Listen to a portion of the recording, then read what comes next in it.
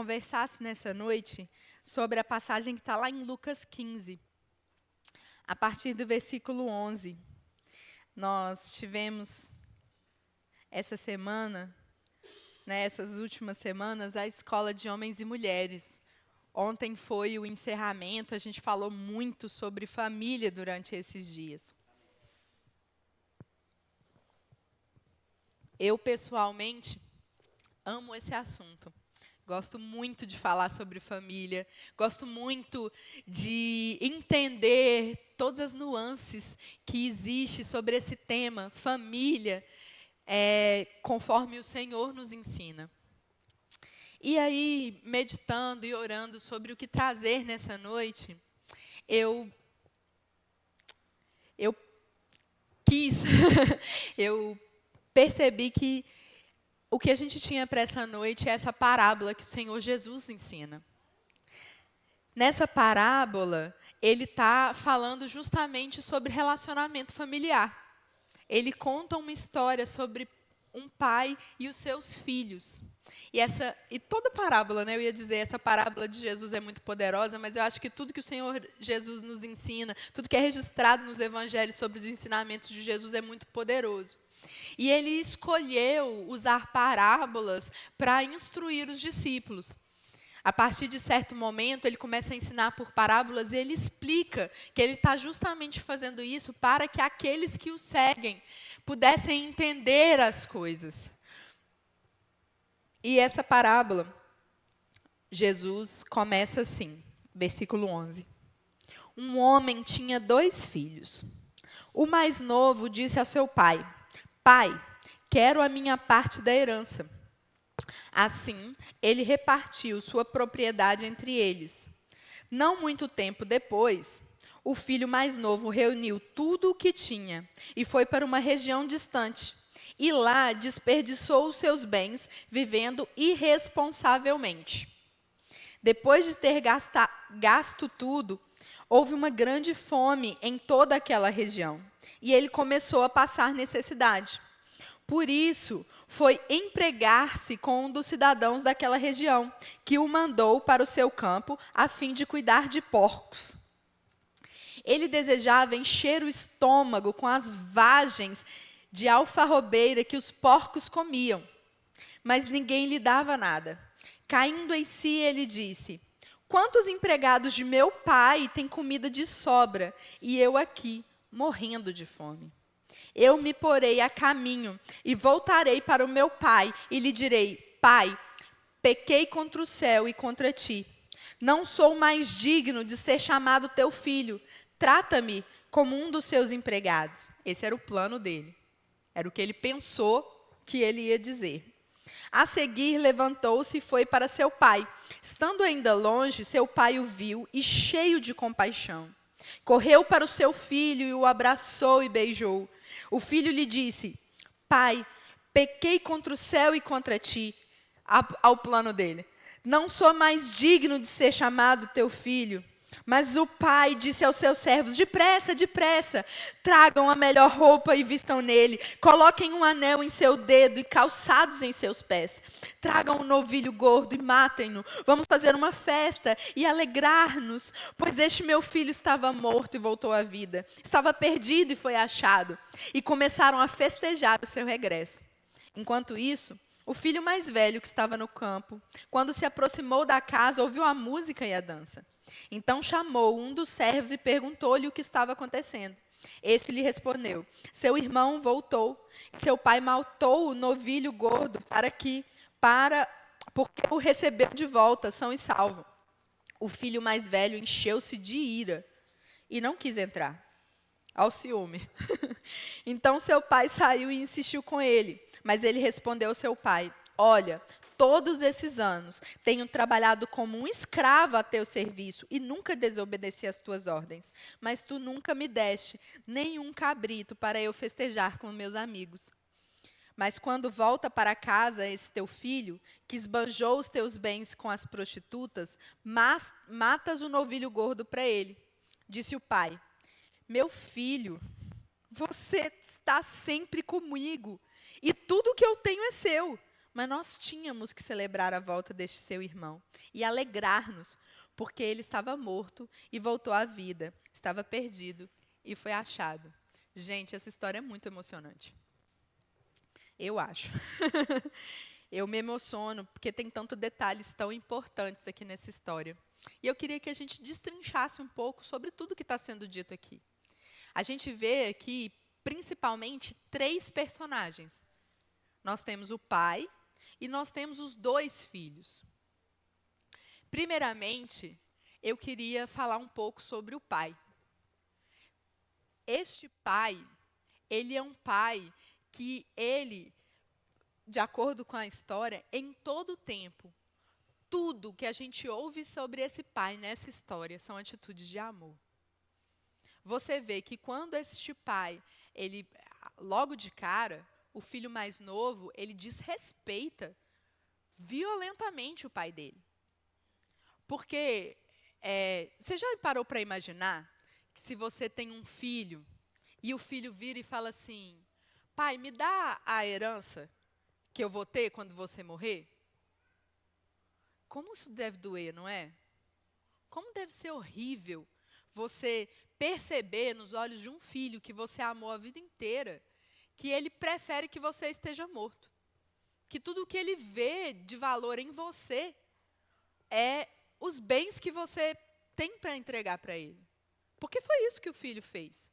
Foi isso que ele disse quando ele pediu a herança, e ele deixou ainda mais claro quando ele, uma vez com a herança na mão, foi embora. Ele não estava querendo relacionamento com o pai dele. Ele estava querendo os bens que o pai tinha para ele. E o pai, em primeiro lugar, quando ele faz toda essa desonra, o pai não vira e esculacha o menino. É isso que você quer? Então leva, toma, é seu. E a gente vê também como que o pai reage na hora que o filho volta. Na hora que o filho volta, ele vê o filho de longe. Essa cena, gente, quando eu imagino nela, eu fico assim, tocada com o amor desse pai. Porque para pensar, ele vê o menino vindo de longe, o sujeito vindo de longe, em direção à casa dele, ele sai correndo. Ele não tem paciência nem para esperar o menino terminar de chegar. Ele se alegra tanto com o que ele está presenciando. Imagina, ele devia estar com muita saudade do filho dele. Ele devia estar com muita vontade de ver de novo. Eu fico imaginando, e aí eu estou conjecturando, a história não conta, mas eu imagino que durante esses dias que o filho ficou longe, ele devia ficar, onde será que está meu filho? Será que ele está bem? Como será que ele está vivendo? Será que ele está passando bem? Será que ele está vivendo, está passando necessidade? Porque pais pensam nessas coisas em relação aos filhos. Bons pais pensam nessas coisas em relação ao filho. E aí ele vê aquele menino e ele sai correndo em direção para abraçar e beijá-lo. Agora, pensa na situação desse sujeito. Por quê? Ele estava numa miséria tão grande, ele estava passando tanta necessidade, que ele precisou ir trabalhar com porco. Gente, para o judeu, porco é o bicho mais asqueroso que existe. Ele é uma barata, entendeu? Para um judeu.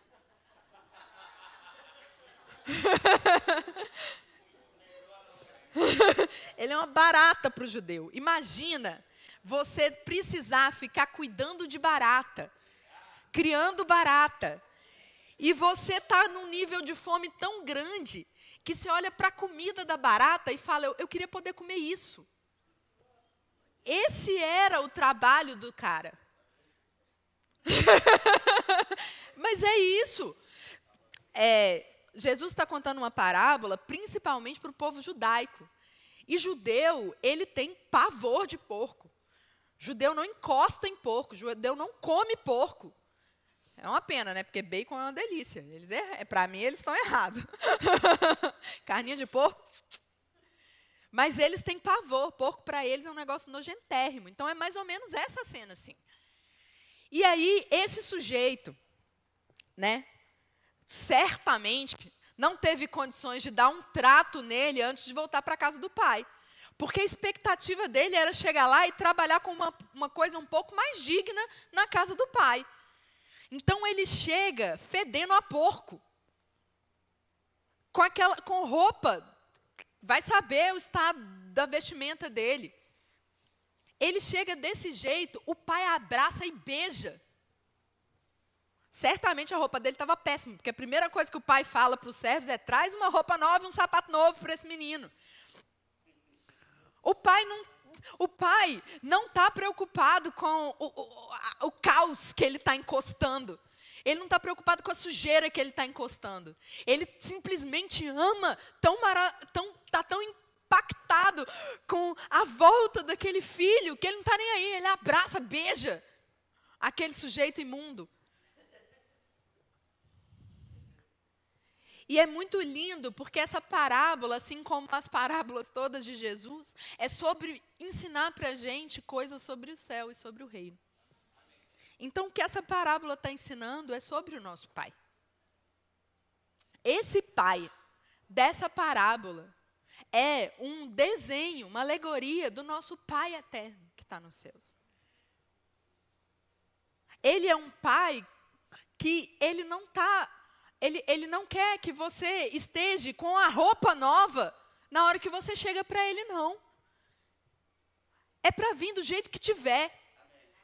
É um pai que o amor dele excede todo o entendimento, porque ele não está pensando sobre os problemas, ele está pensando no resgate.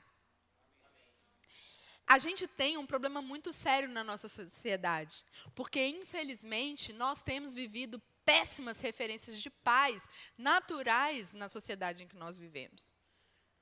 São tantos pais abusadores, pais negligentes, pais omissos, pais que às vezes era melhor nem ter pai, que às vezes eu percebo que as pessoas têm dificuldade de receber o amor de Deus e receber Deus na vida, porque a gente chama Ele de pai. E toda a referência que a pessoa tem de pai é o pai natural, que não é uma referência do Pai eterno. E aí é parte da renovação da nossa mente a gente começar a mudar a forma como a gente entende paternidade para a verdadeira paternidade de Deus. E até você que teve um bom pai, certamente você está com mais facilidade de entender esse amor e essa paternidade de Deus se você teve um bom pai. Mas a gente aprende também pelas Escrituras, o Senhor Jesus diz, né, que tipo assim, se vocês sabem dar boas coisas aos seus filhos, imagina o nosso Deus. Então, mesmo o melhor pai natural que nós tivemos, e o amor dos pais, das mães, bons pais e boas mães, pelos seus filhos, é sim um dos amores que a gente mais consegue refletir o tipo de amor de Deus, ainda é pouco, perto do amor verdadeiro que o Pai tem por nós. Isso é muito, mas muito importante que a gente entenda como filhos de Deus. Que esse é o nosso Pai. E aí eu estou meio que presa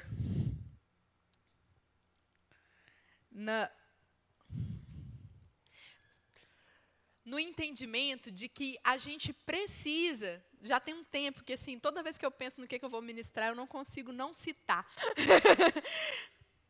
essa parte de que não tem nada que pode nos separar do amor de Deus. Não tem vida, não tem morte, não tem comprimento, não tem profundidade, não tem nada que possa nos separar do amor de Deus. Nada. Você não pode fazer nada que vai fazer o Senhor te amar mais. E você não pode fazer nada que vai fazer o Senhor te amar menos. Mas, tendo isso muito claro na sua cabeça, eu gostaria de trazer alguns outros pontos em relação a essa parábola que nós acabamos de ler. Porque como vocês puderam ver tão claramente diante da atitude do pai, o filho pródigo, o filho que vai, né, embora, esse é o filho pródigo. O filho pródigo, mesmo tendo todo o amor do pai, ele parou de usufruir desse amor. Durante um período nessa história, o filho pródigo viveu situações horrorosas simplesmente porque ele não estava mais na casa do pai. Então, às vezes as pessoas confundem a bondade de Deus porque elas começam a pensar: mas por que eu vivo certas situações? Por que existem situações ruins? Por que coisas horríveis acontecem com pessoas?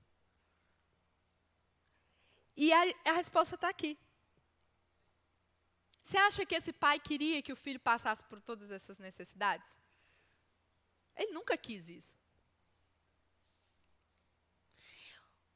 E aí, eu queria trazer também a pessoa do filho que não é o filho pródigo, o irmão. O irmão não saiu da casa. O irmão ficou com o pai, de acordo com as próprias palavras dele, trabalhando como um escravo. Trabalhando por um escravo para o pai dele. Ou seja, ele ficou naquela casa, usufruindo de toda a vida com o pai, nunca saiu de lá. E ele, no final, vamos ler aquela parte? Para a gente entender.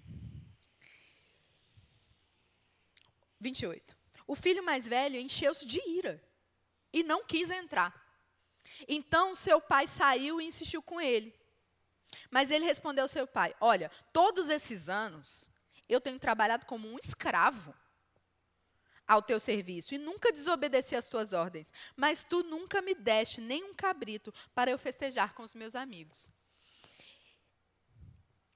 Mas quando volta para casa esse teu filho, que esbanjou teus bens com prostituta, matas o novilho gordo para ele. E aí, olha a resposta do pai. Meu filho, você está sempre comigo. E tudo o que eu tenho é seu. Uma outra coisa que às vezes a gente vacila. A gente não vive o melhor de Deus. É que, às vezes, a gente não se dá conta de tudo que a gente tem disponível. Porque o filho está dizendo isso como se ele não tivesse podido viver as coisas que o pai tinha, usufruir dos bens do pai. Mas o pai está dizendo: você sempre esteve comigo, tudo que eu tenho é seu. Deixa eu te fazer uma pergunta.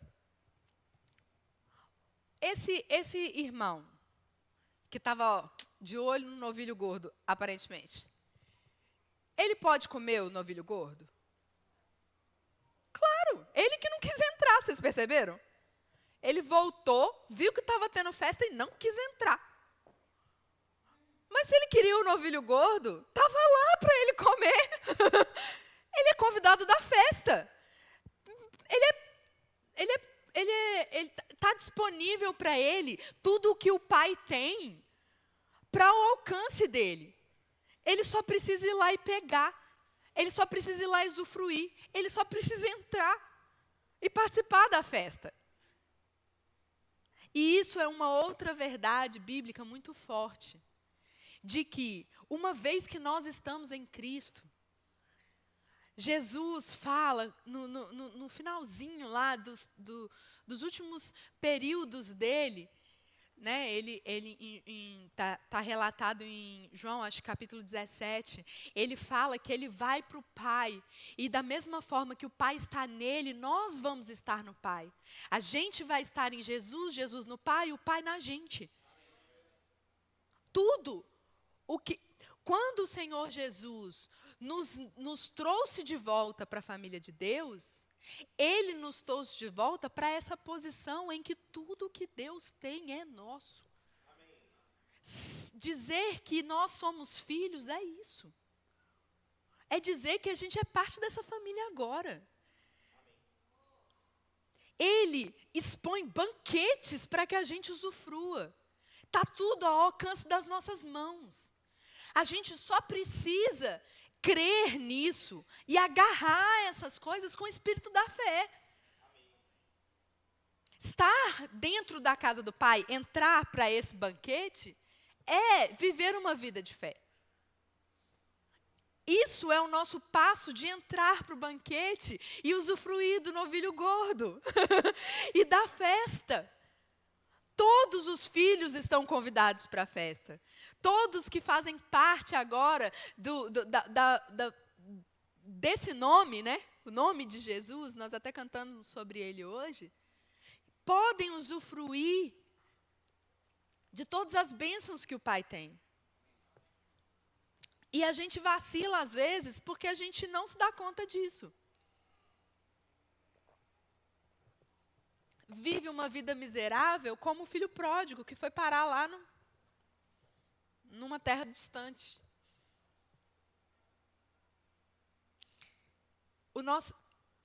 Esse entendimento, ele vai virar a chavinha nas nossas vidas.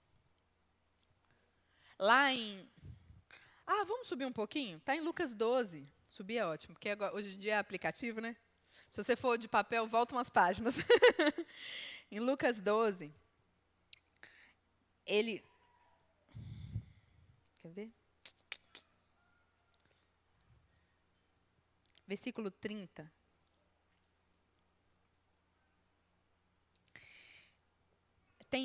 Essa passagem tem em outros evangelhos. Normalmente a gente lê aqui essa passagem no evangelho de Mateus. Mas aqui é a mesma coisa. Lucas 12, 30. Vamos no 29. Não busquem ansiosamente o que comer ou beber. Não se preocupem com isso. Pois o mundo pagão é que corre atrás dessas coisas. Mas o Pai faz o quê? O Pai sabe que vocês precisam delas. O Pai sabe de tudo que você precisa. Mediante esse cenário desse Pai que nós lemos aqui agora, se Ele sabe daquilo que você precisa, se Ele sabe que você precisa comer, que você precisa beber, que você precisa se vestir, que você precisa ter moradia, que você precisa pagar suas contas, que você precisa viver uma vida saudável, o Pai sabe dessas coisas. Se Ele sabe dessas coisas, por que Ele ia guardar a mão dele para você? Esse tipo de pai. Ele corre para abraçar o filho. Esse filho é eu e você. Aliás, os dois filhos somos eu e você. Nós somos esses filhos. Todos nós, algum dia, tivemos a mesma escolha de Adão e Eva. Nós escolhemos. Um dia, cada um de nós olhou para alguma coisa que a gente sabia que não era vontade de Deus. Olhamos para certas coisas que a gente sabia que não era certo. E a gente foi lá e fez, porque a gente quis fazer. E aí esse foi o dia que a gente esnobou na cara de Deus. Porque Deus nos deu a vida, Ele nos colocou nesse mundo, Ele nos deu a capacidade de estarmos vivos. E esse planeta maravilhoso, o nosso jardim do Éden, com tanta coisa boa, uma natureza maravilhosa. E quem destruiu tudo foi a gente. Nós tomamos essa decisão. E nós fomos, então, para esse país distante. Saímos da presença do nosso Pai. Essa foi uma decisão que nós tomamos. Agora, a decisão de voltar também foi do filho. O pai sempre esteve lá. O endereço do pai sempre esteve lá. Ele sabia o endereço, ele sabia como voltar. Tanto que quando ele resolveu, ele voltou. Ele sabia onde ele estava. E ele sabia o tanto que o pai era bom. Não, pensando bem, eu acho que ele não sabia o tanto que o pai era bom. Eu acho que ele tinha uma noção da bondade do pai, mas ele não sabia que o pai era ainda melhor do que ele imaginava. Ele sabia que o pai era bom até com os servos. Que assim, trabalhar para o pai dele já era uma coisa boa. Mas melhor ainda é ser filho. E ser filho é uma questão de usufruir dessa paternidade de Deus.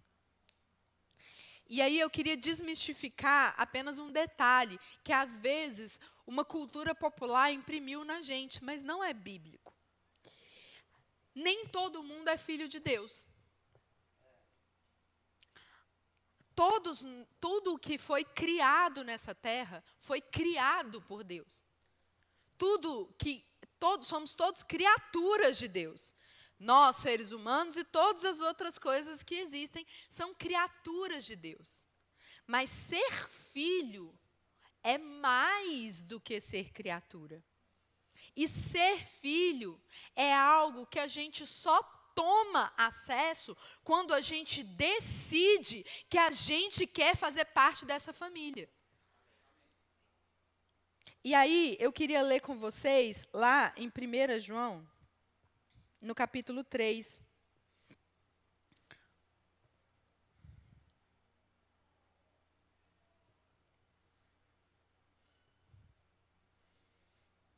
Que ele descreve o que é, como que a gente discerne quem é filho e quem não é filho. E tem uma passagem aqui, vamos ver se vai dar tempo da gente ler hoje, que o Senhor Jesus também faz exatamente esse paralelo. Eu acredito que o apóstolo João tirou esse entendimento, desse ensinamento que o Senhor Jesus faz para os fariseus, explicando para eles que a diferença... Não, vamos ler lá sobre o Senhor Jesus, depois a gente lê o que o apóstolo Paulo aprendeu? Eu acho que vai ser melhor. Está lá em João 8.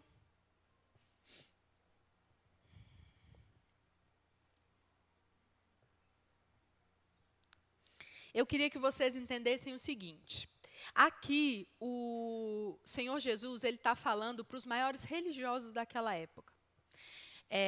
Os judeus, né, os fariseus, as pessoas que realmente tinham trazido todo esse ensinamento do Velho Testamento, e eles conheciam as Escrituras e esse tipo de coisa. Então, você para pensar que são pessoas que praticavam uma religião, a religião que glorificava ao Deus, né, do qual nós chamamos de Pai. Então, ele disse assim, disse Jesus aos judeus que haviam crido nele: se vocês permanecerem firmes na minha palavra, verdadeiramente serão meus discípulos, e conhecerão a verdade, e a verdade os libertará. Eles lhes responderam: somos descendentes de Abraão, e nunca fomos escravos de ninguém. Como você pode dizer que seremos livres? Jesus respondeu: digo a vocês a verdade, todo aquele que vive pecando é escravo do pecado. O escravo não tem lugar permanente na família. Mas o filho pertence a ela para sempre. Portanto, se o filho os libertar, vocês de fato serão livres. Eu sei que vocês são descendentes de Abraão, contudo, estão procurando matar-me, porque em vocês não há lugar para a minha palavra. Eu estou dizendo o que vi na presença do Pai, e vocês fazem o que ouviram do Pai de vocês. Veja, aqui ele está mostrando que só tem uma forma de se tornar filho, que é encontrar a liberdade através do Filho. A Bíblia fala que Jesus é o primogênito dentre muitos irmãos. Então, é esse primogênito que nos traz de volta para a família. Não é isso que está dizendo? Que o escravo não tem lugar na família, mas o filho pertence a ela para sempre. Ou seja, se o filho... Quem é o filho? Senhor Jesus. Se o Senhor Jesus o libertar, de fato, vocês serão livres. Vê se essa liberdade não é também a posição na família. Não é? É exatamente isso que ele está dizendo aqui. Mas os judeus não estão entendendo. Eles continuam bitolados com esse negócio de Abraão. Eles falam, não, a gente nunca foi escravo, a gente é filho de Abraão. E aí, ele vira e fala assim, só que vocês não estão fazendo a mesma obra que Abraão. Vocês estão tentando me matar. Eu estou dizendo o que vi na presença do Pai. E vocês fazem o que ouviram do pai de vocês. E aí ele diz, Abraão é nosso pai, responderam eles. Disse Jesus, se vocês fossem filhos de Abraão, fariam as obras que Abraão fez.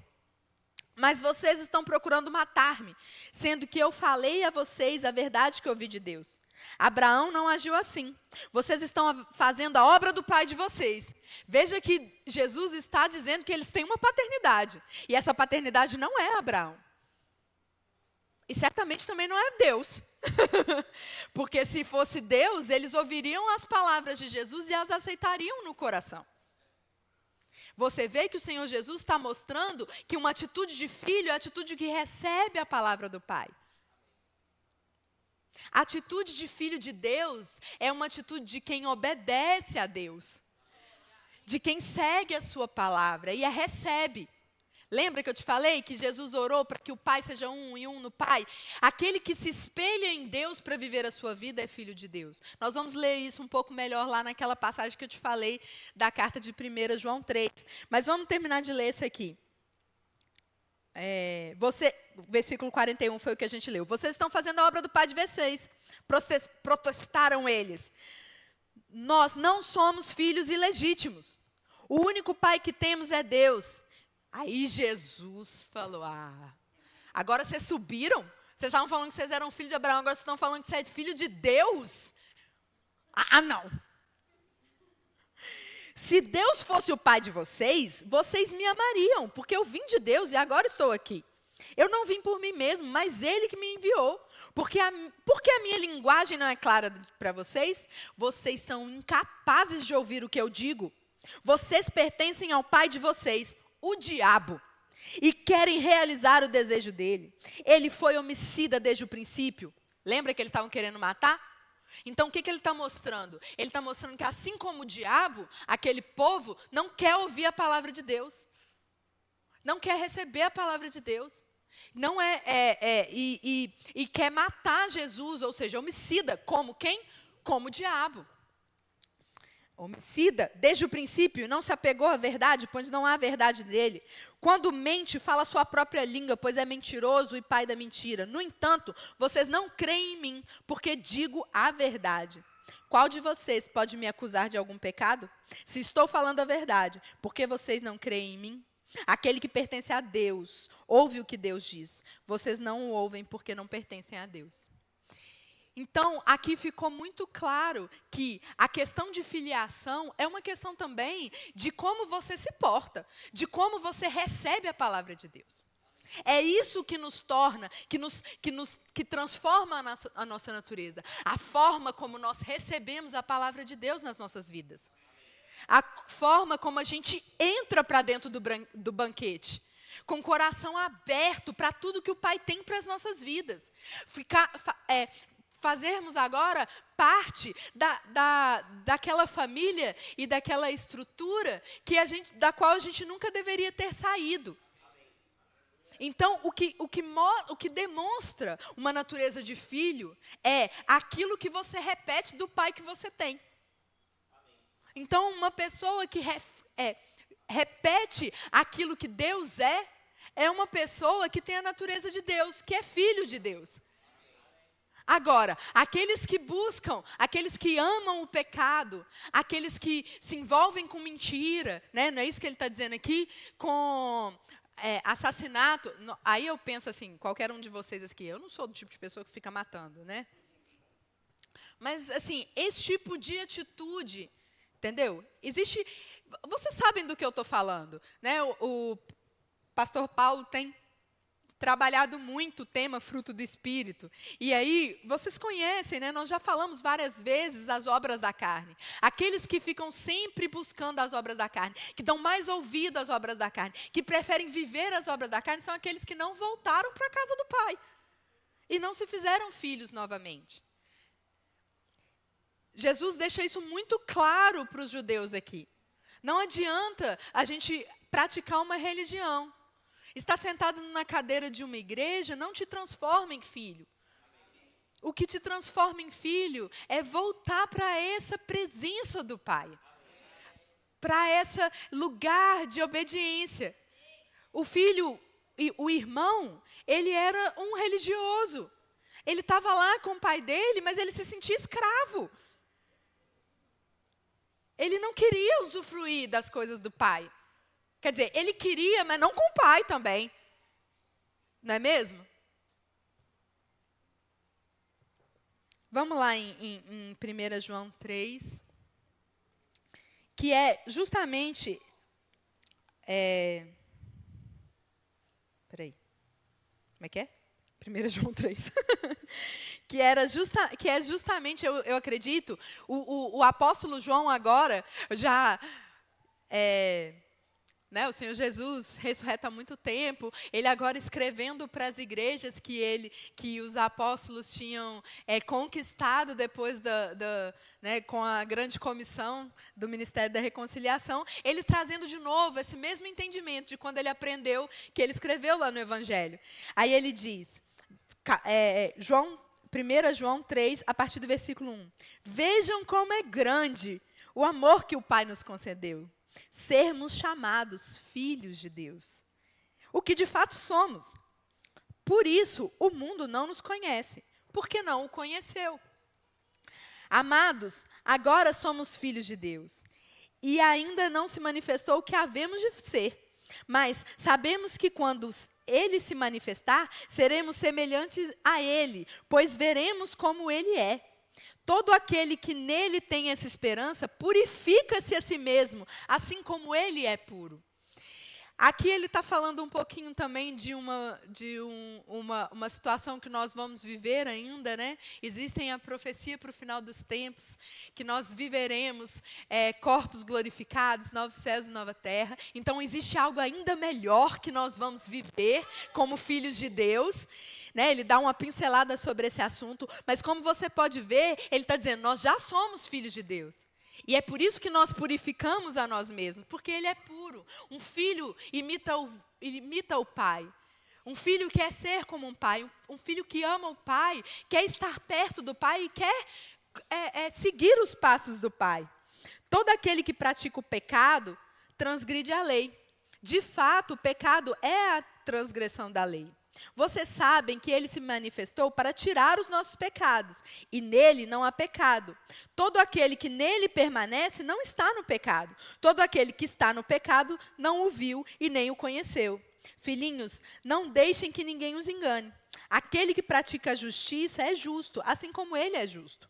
Aquele que pratica o pecado é do diabo, porque o diabo vem pecando desde o princípio. Para isso o Filho de Deus se manifestou, para destruir as obras do diabo. Todo aquele que é nascido de Deus não pratica o pecado, porque a semente de Deus permanece nele. Ele não pode estar no pecado, porque é nascido de Deus. Então, a nossa nova natureza como filhos é uma natureza de justos. Uma natureza daqueles que buscam atos de justiça. Atos que se parecem com a filiação do qual nós estamos participando. Isso é voltar para a casa do Pai. É a gente receber essa obra que o Filho conquistou para nós. Ele destruiu as obras do pecado.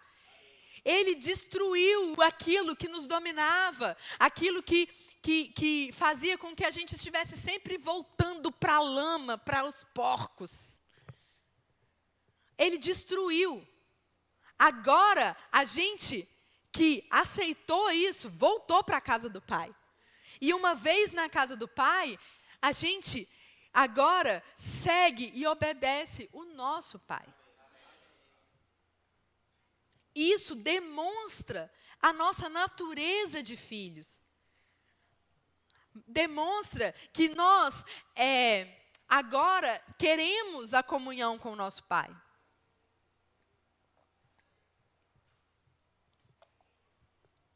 E como filhos amados, devemos perpetuar a nossa descendência. Perpetuar e continuar a linhagem maravilhosa que nós recebemos agora. Usufruindo de tudo que Deus tem para as nossas vidas.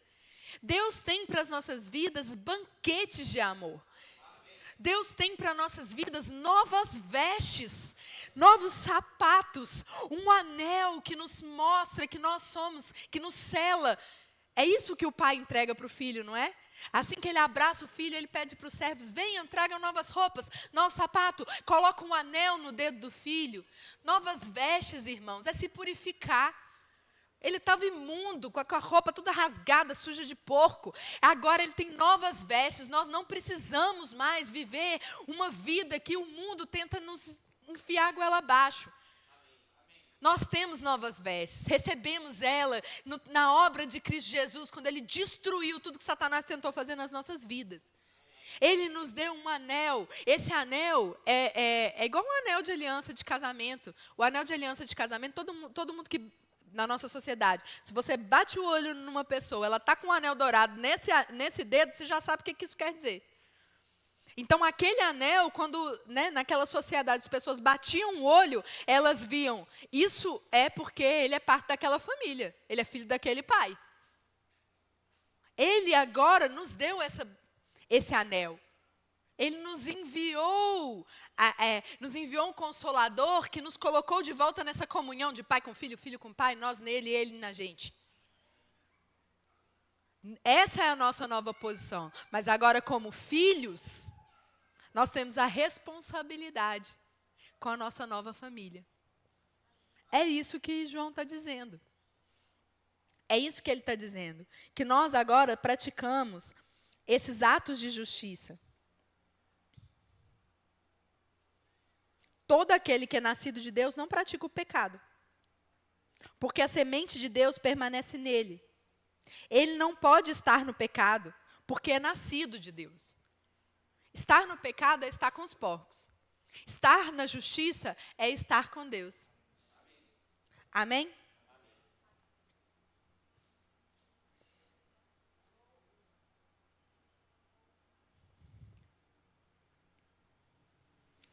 Sobe só um pouquinho e vai para o início do capítulo 2. Você vê que isso tudo é a mesma carta. Aqui, o apóstolo João, ele está fazendo a mesma linha de raciocínio. Ele está demonstrando que a gente precisa, ao mesmo tempo, entender que nós fomos resgatados desse pecado e entender que a gente pode viver sem ele. Capítulo 2. Versículo 1. Meus filhinhos, escrevo a vocês essas coisas para que vocês não pequem. Se, porém, alguém pecar, temos um intercessor junto ao Pai, Jesus Cristo, o justo. Ele é a propiciação pelos nossos pecados. E não somente pelos nossos, mas também pelos pecados do mundo todo. Sabemos que o conhecemos se obedecemos os seus mandamentos. Veja, quando eu digo isso, eu não estou querendo trazer para você um peso e desfazer o que eu falei lá no início sobre não tem nada que você possa fazer que vai fazer com que Deus te ame menos. Porque talvez, justamente por a gente não conhecer naturalmente pessoas que consigam praticar esse tipo de amor normalmente, a gente acha que se a gente errar, aí pronto, deixei de ser filho. Porque pode talvez parecer isso pelo jeito com que eu falei. Mas é uma questão de natureza e não uma questão de apenas uma ação. Como vocês podem ver, aqueles que amam a Deus, eles buscam a justiça. Aqueles que amam a Deus gostam da santidade, gostam da presença do Pai, gostam de uma vida de piedade e querem viver nessa vida. Isso demonstra que você tem uma nova natureza. Você quer essa vida. Você está decidido a não sair mais da casa do seu pai. Mas pode ser que você tropece, que é o que está escrito aqui no dia. É o que eu falei? Sei lá. Deu para entender, né? Pode ser que aconteça que você dê um erro. Ainda erre. Pode ser que você ainda peque. Se isso acontecer, Se, porém, alguém pecar, temos um intercessor junto ao Pai, Jesus Cristo, o justo. Ou seja, a obra de Cristo não deixa de ser verdade na sua vida caso você faça alguma coisa errada. Mas, como você pode dizer, como você pode ver, tanto no que nós lemos lá no capítulo 3, como aqui, por exemplo, no versículo 3, sabemos que o conhecemos se obedecemos os seus mandamentos, a filiação nos faz querer continuar nesse caminho de justiça. E não num caminho de pecado. Se você vê que o Senhor Jesus ensinando para os judeus, os judeus, eles permaneciam insistentes naquela posição de pecado deles.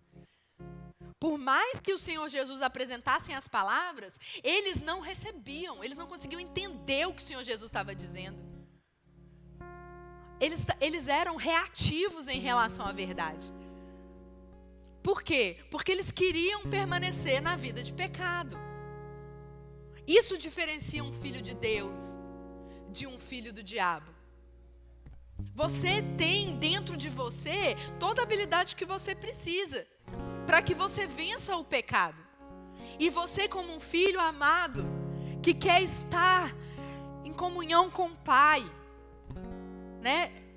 A Bíblia é clara sobre não há comunhão entre luz e trevas. Deus não pode estar onde está o pecado. E é por isso que o Senhor Jesus é a propiciação pelos nossos pecados. Ele é aquele que, uma vez que nós recebemos a vida, o senhorio dele pelas nossas vidas e a obra dele pelas nossas vidas, ele consegue fazer um banho na gente. Pecou, o banho chega. A roupa rasgou, sujou, é trocada. É isso que está escrito aqui no início do capítulo 2. A gente tem essa obra em constante atuação nas nossas vidas. Enquanto a gente está nessa posição de querer isso para a nossa vida. Então, irmãos, eu digo isso para que vocês se fortaleçam. Todo aquele que voltou para o caminho do Pai, seja fortalecido pelo entendimento de que isso tudo está disponível na sua vida. Inclusive, a vida de justiça, a vida de obediência a Deus. Às vezes a gente deixa todo mundo animado quando a gente está falando da provisão que tem na casa do Pai. E ela é verdade. Mas ela não é o tudo. E aí, aproveitando que ainda tem uns minutinhos, pouquinhos, eu queria aproveitar e ler com vocês lá em Hebreus.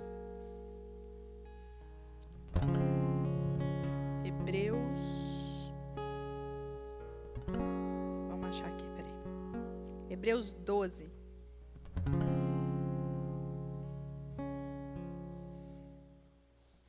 Hebreus 12, versículo 5. Que diz assim. Não, vamos ler a partir do 4. Hebreus 12, 4 diz assim: na luta contra o pecado, vocês ainda não resistiram até o ponto de derramar o próprio sangue. Graças a Deus, o Senhor Jesus derramou o sangue dele para limpar os nossos pecados. E a gente não precisa derramar o nosso próprio sangue.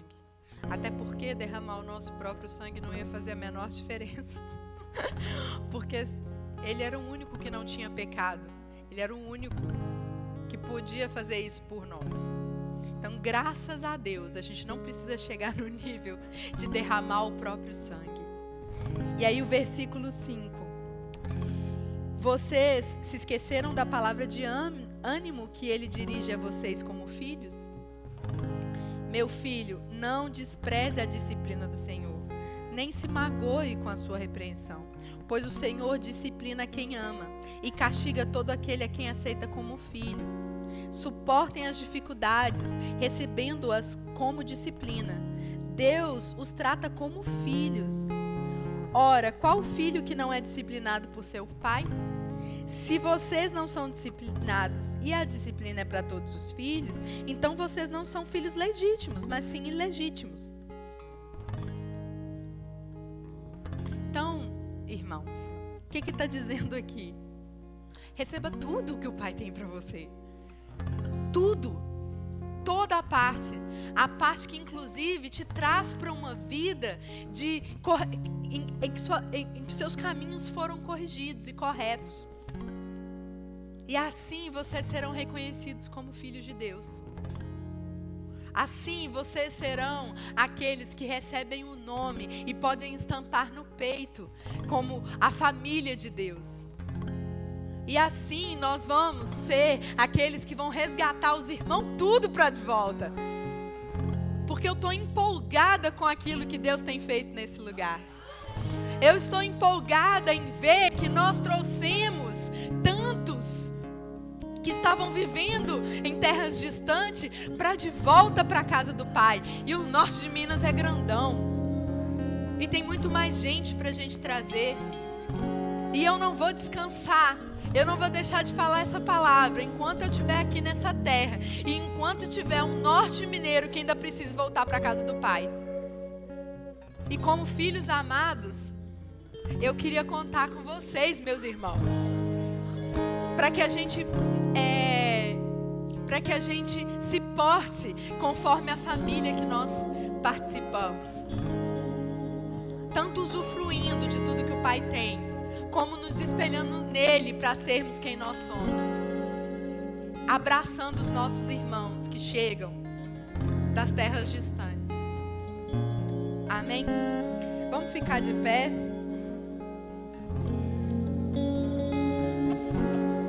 Queria convidar você para fazer uma oração comigo. Uma oração de agradecimento e uma oração de consagração. Senhor, nós te agradecemos, Senhor, porque o Senhor nos disponibilizou toda a sua casa, tudo que o Senhor tem é nosso. O Senhor nos fez seus herdeiros em todas as coisas. Nós podemos usufruir da sua natureza, Pai. Nós podemos usufruir da tua prosperidade. Nós podemos usufruir do teu amor. Nós podemos usufruir de tudo aquilo que o Senhor fez e que é bom, Pai. Obrigada, Senhor. Obrigada, Senhor Jesus, pelo teu sacrifício que nos trouxe de volta a essa posição maravilhosa. Obrigada pela tua obediência, pelo Senhor ter derramado o seu próprio sangue para que nossos pecados fossem purificados. Obrigada, Senhor, por o Senhor estar nessa posição de intercessão, que nós mesmo quando nós erramos, o teu amor cobre todos os pecados e nos resgata, nos limpa, nos traz novas vestes.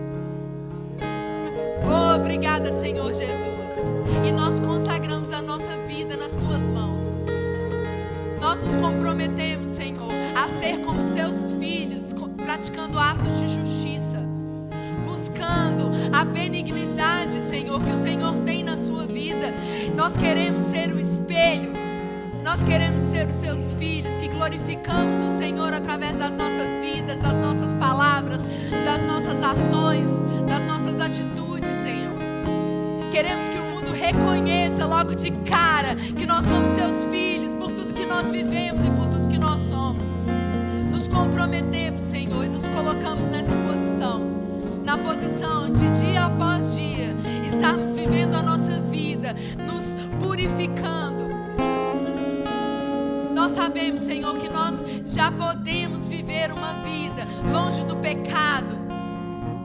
Uma vida em que nós vivemos a verdadeira justiça em nossas vidas, praticando o amor para com o próximo, buscando a pureza nos nossos atos, nos nossos pensamentos, em tudo que nós fazemos, Senhor.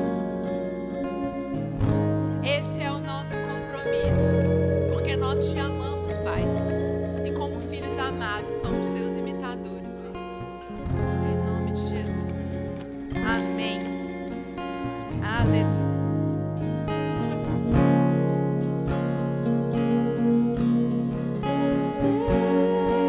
O Teu Deus te ungiu.